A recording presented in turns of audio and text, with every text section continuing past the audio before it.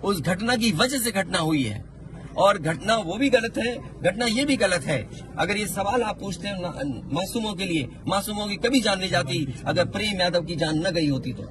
देवरिया पहुंचे अखिलेश यादव ने हत्याकांड को जातिवादी बनाने का इल्जाम लगाया। सपा प्रमुख अखिलेश यादव ने कहा कि पीड़ित ब्राह्मण और यादव परिवार दोनों है, दोनों परिवारों ने अपनों को खोया है, लेकिन भाजपा के जितने भी मंत्री विधायक नेता आ रहे हैं वह प्रेम यादव को ही विलन घोषित कर रहे हैं। सिर्फ सत्य प्रकाश दुबे के परिवार से ही मिलते हैं, जबकि अनाथ तो प्रेम यादव का भी परिवार हुआ है। पहला पीड़ित पक्ष तो वही है। ऐसे में भाजपा की जातिवादी मानसिकता साफ झलक रही है। अखिलेश के बयान के बाद भाजपा की तरफ से भी अखिलेश पर जवाबी हमला शुरू हो गया है।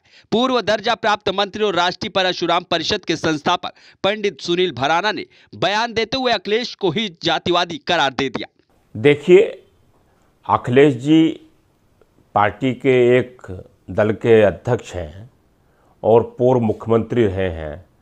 जो उनके बिगड़ सोचे समझे बयान आते हैं तो वे बयान मुझे उन पर हंसी आती है कि वो जातिवादी की जो बात करते हैं वो खुद इतने बड़े जातिवादी हैं कि पिछले 15 दिन से एक बड़ा हत्याकांड देवरिया का जब हुआ, उस देवरिया हत्याकांड पर उन्हें निष्पक्ष बात करनी चाहिए थी। जिस प्रकार से प्रेमचंद यादव जी की हत्या के बाद और जो हत्यारे थे जिन्होंने आकर के भीड़ में माफिया गुंडे उन्होंने सत्यप्रकाश दुबे जी की निर्मम हत्या की, उसकी पत्नी की हत्या की और क्रिया की प्रतिक्रिया बताते हैं। उसके साथ साथ में वहाँ जो ऐसे बच्चे थे, जो 6 साल का बच्चा था, बिटिया थी, 12 साल का बच्चा बिटिया थी, या छोटे बच्चे थे, उनको निर्मम तरीके से उनको काट काट करके मारा, सोते हुए मारा।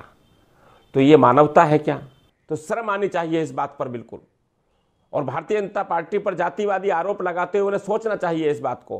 भारतीय जनता पार्टी कभी जातिवादी की राजनीति नहीं करती। भारतीय जनता पार्टी हमेशा देश हित की और राष्ट्र हित की और समाज हित की बात करती है। पंडित सुनील भराना ने अखिलेश यादव के उस बयान का भी जवाब दिया जिसमें अखिलेश ने कहा था कि अगर प्रेम यादव की हत्या न हुई होती तो दुबे परिवार में मासूमों की हत्या न हुई होती। पीड़ित सुनील भराना ने इस बयान पर कहा कि अगर प्रेम यादव ने सत्यप्रकाश दुबे के भाई को बहकाकर जमीन न दिलाई होती तो कोई कांड ही नहीं हुआ होता। अगर प्रेमचंद यादव जी सत्यप्रकाश दुबे जी के छोटे भाई को बहला करके, फुसला करके या जिस भी कारण से उसकी लाखों की ज़मीन हजारों में ले ली, अगर वो ज़मीन ना लिखाई होती तो ये घटना भी ना होती। सत्यप्रकाश दुबे जी को विश्वास में लेता कि तुम्हारे भाई की मानसिकता और मानसिक रूप से उसकी ठीक नहीं है और उसकी ज़मीन वो बेचने को कह रहा है, तो उनसे बात करनी होती। तो अगर इन बातों में जाओगे तो बहुत सारे कारण हैं। मैं कहता हूं कि मानवीयता की हद उस समय हो गई कि छोटे छोटे बच्चों को उनको मौत के घाट उतार दिया गया, कानून को अपने हाथ में लिया गया। और उस घर में, जिस घर में मरने के बाद उसकी रसोई को देखने में, झोपड़ी में हमें पता लगा कि 1.5 किलो आटा था कुल, उसके यहाँ 100 ग्राम नमक मिला, उसके यहाँ 100 ग्राम हल्दी मिली, तो उसके पास खाने का भी सामान नहीं था पूरा।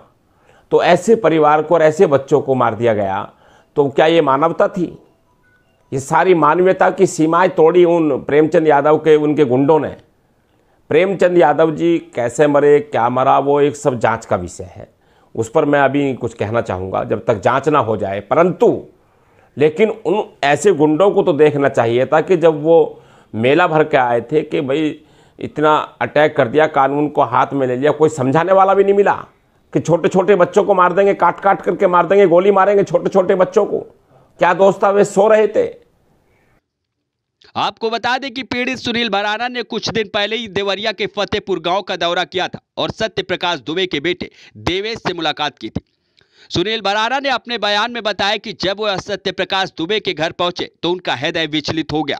जिस समय दुबे परिवार का नरसंहार हुआ, उनकी रसोई में 1.5 किलो आटा और 100 ग्राम नमक था। ऐसे में इतना गरीब परिवार प्रेम यादव जैसे बाहुबली की हत्या करना तो दूर सोच भी नहीं सकता। Bureau report, NTTV Bharat.